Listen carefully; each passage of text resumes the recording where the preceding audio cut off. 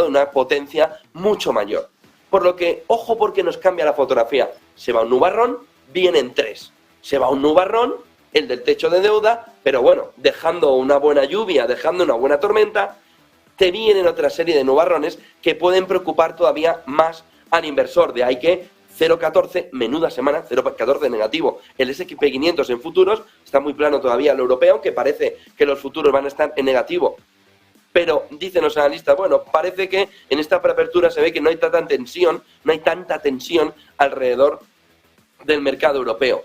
Las nubes vienen alrededor de las subidas de tipos de interés de la Fed que afectan al inversor y afectan a Europa.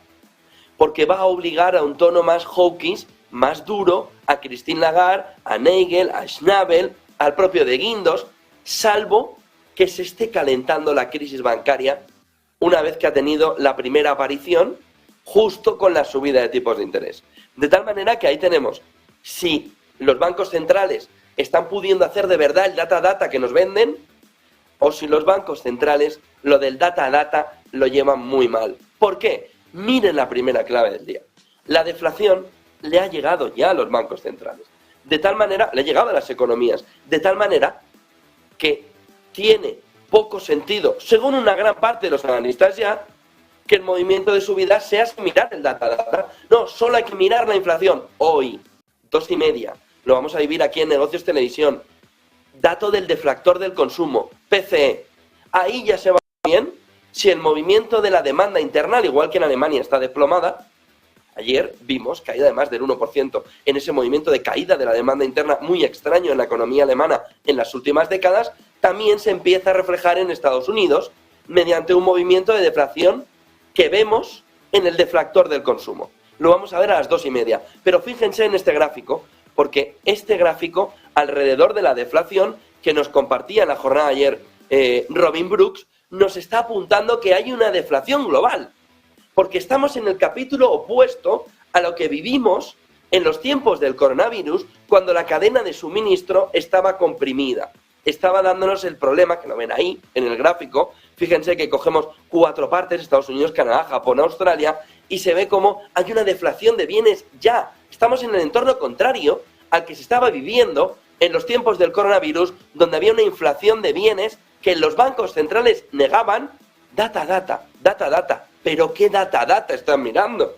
¿Pero qué data llevas mirando los últimos más de 2 años ya? Cuando veías un movimiento inflacionario, se ve en el gráfico, sobre todo vinculado a la cadena de suministros, pero que iba a marcar inflación de una manera evidente, aquello de, si no hay PlayStation, y acaba de salir la 5, y nadie la podía tener. En ese entorno se repite el escenario en el que los bancos centrales vuelven a errar, con un problema mayor.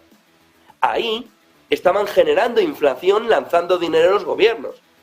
Ahora están generando recesión, retirando todo el movimiento crediticio, no los gobiernos, sino los bancos centrales. De tal manera que este gráfico nos marca que algo del data no tienen. Porque si tienen el data, deberían estar viendo cómo la deflación, es decir, la caída de precios, ya ha llegado. Y llegar tarde a la deflación nos lleva a un entorno japonés. Ojo al movimiento, porque fíjense en el gráfico que estamos viendo intensamente en los tiempos diferentes a los del coronavirus. Está sucediendo todo lo contrario. Estábamos viendo tiempos de entrega muy extendidos en el 21 y en el 22, pero ahora está sucediendo lo contrario. ¿Pero por qué los bancos centrales, vamos a ver en la reunión de junio, no centran el tiro, no centran la atención en qué está sucediendo con las cadenas de suministro, cuando también en 2021 no estaban viendo que la inflación le llegaba? ¿Por qué solo ven el golpe y no el movimiento en el que el golpe le está llegando? Ahora entramos en el segundo tema de Rusia, pero quería contarles antes otra cuestión clave esta mañana que nos está apareciendo, y es en este entorno de bancos centrales hay 2 cuestiones clave esta mañana, que se nos estaban perdiendo de la fotografía. Yo mismo en esas claves no estaba llevando 2 cuestiones que para mí ahora mismo son fundamentales, visto el entorno deflacionario y visto el entorno en el que los bancos centrales no ven el data. Ahí sí se entiende también los problemas de la crisis bancaria. El primero está en el entorno de los problemas que el Banco Central de China, que parece que sí que está más mirando el data, empieza a ver. Miren, todo parece indicar que va a reducir el Banco Central de China la ratio para que los bancos puedan reducir la cantidad de porcentaje sobre préstamos. Es decir, le va a reducir 25 puntos básicos, al final parece del tercer trimestre del año, para que puedan empujar la demanda interna que en China ahora mismo también está teniendo problemas. Pero fíjense que acompañado a esto, ¿por qué lo hace el Banco Central de China? Sobre todo porque tiene que apuntalar, uno, su sistema bancario, y dos, porque ve como la economía, que espera que crezca un 5,6%, ya va como el año pasado.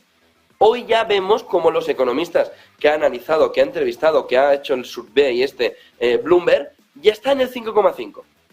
Ya está el movimiento en el que ya no va tan arriba, en el que ya lo recorta, en el que ya lo frena. Pero acompañado del data que China sí está haciendo, y no el resto de bancos centrales, tal y como China sí está haciendo, y cuidado, porque eso es otra ventaja competitiva para China a la hora de ver cómo recupera mejor su demanda interna, nos aparece la crisis financiera otra vez, la crisis bancaria.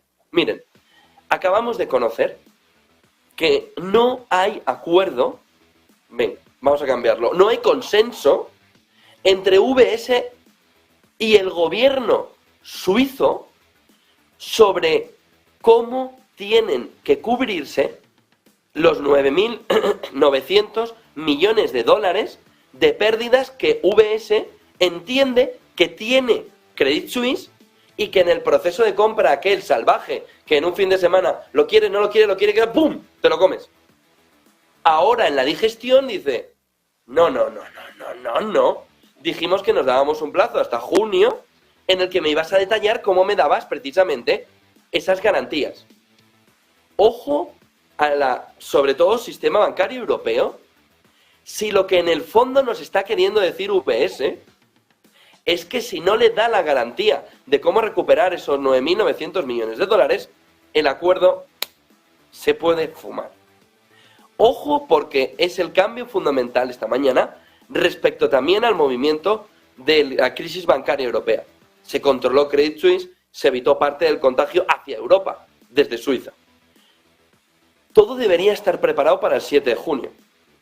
Fíjense, techo de deuda, también en torno a esas fechas, empieza otra vez la tensión alrededor de lo que puede suceder con lo que había salvado un match point importante o un match ball importante alrededor de Credit Suisse. Ahora mismo, UBS, según Bloomberg, de fuentes cercanas, conocedoras, pero que no pueden, como pueden imaginar, desvelar esa fotografía en público, estarían apuntándole a Bloomberg que no hay acuerdo, no hay consenso con la manera precisa, concreta, en el que se le va a dar la garantía a UBS.